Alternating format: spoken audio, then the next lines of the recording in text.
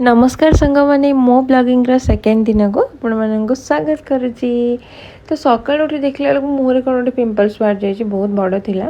ये सब आंब खाइबार ही परिणाम कारण समर सीजन चली तो समस्ते आंब खाइबा भल पाती।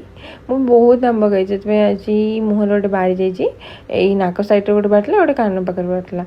तो सकाल उठी मु फास्ट सब कम सारी मु फास्ट मो लंच प्रिपेयर कर देती टिफिन नहीं जाए। आज ब्रेकफास्ट करने टाइम नाला सो मुझे सका भात ही खाई दे जाइए 9टा बेले। डाली कर मुग डाली सहित भेंडी भजा भात अलरेडी रेडी होता तार सर्ट मुझे तो सब कम सारी एबे मो टिफिन पैक करके बाहर जीवी ऑफिस।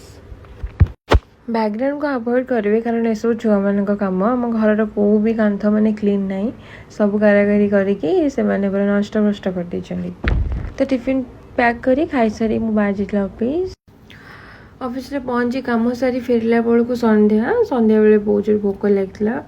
तो मुझे देखी रोड सेपट गोटे मुड़ी दुकान अच्छी से अंकल बसती भल मुड़ी दिखती आचार बचार मिसेकी पूरा मिक्स करके मस्त मुड़ी दिखती।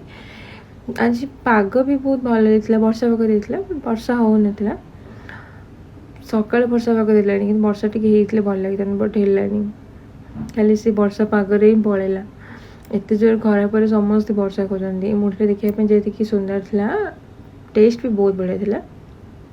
तापर सिटी बस में ट्रावेल करी आसी पहुँच जाइए सीआरपी मुझे चली चली रोड सेपटे हजबैंड मत वेट करते नापी बाटर आसला बेले गोटे कथा मन पड़ा मत मो पुओ माने बाबुन काली कही मामा आम गला बेले बादाम नहीं जावा।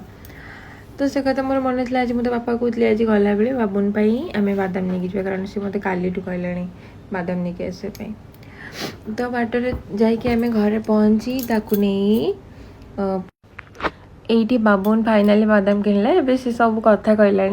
तो से बाटर कौटी कौन अच्छी सब जना ताको से बादाम नहीं तो बाबा को देला कहे बाबा चलो से दुकान वाला को जाइए भी से निजे मांगला अंकल मत बादाम दियो मु कहली बाबा केते टंकार नबा कहछि नाई मामा 30 टंका माने कौन से जानी बट मु सब बेले अंकल को 30 टंकार ना 50 टंकार बादाम आने से शुणिकी से मन रखी।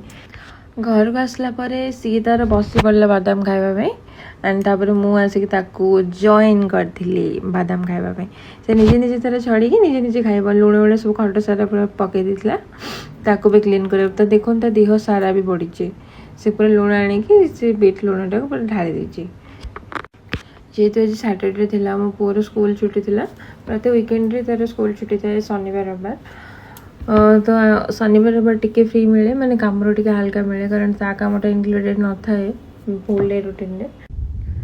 दिन सारा फुल डे रूटीन पर राति रे आसिकी डिनर सारी पूरा टायर्ड जल्दी जल्दी सब सारिकी शोवा पड़े। तो फुल डे रूटीन मोर एमती किछि थिला आज देखा नेक्स्ट ब्लॉग रे जदि वीडियो भल लगिला देन लाइक कमेंट शेयर निश्चय करिवे।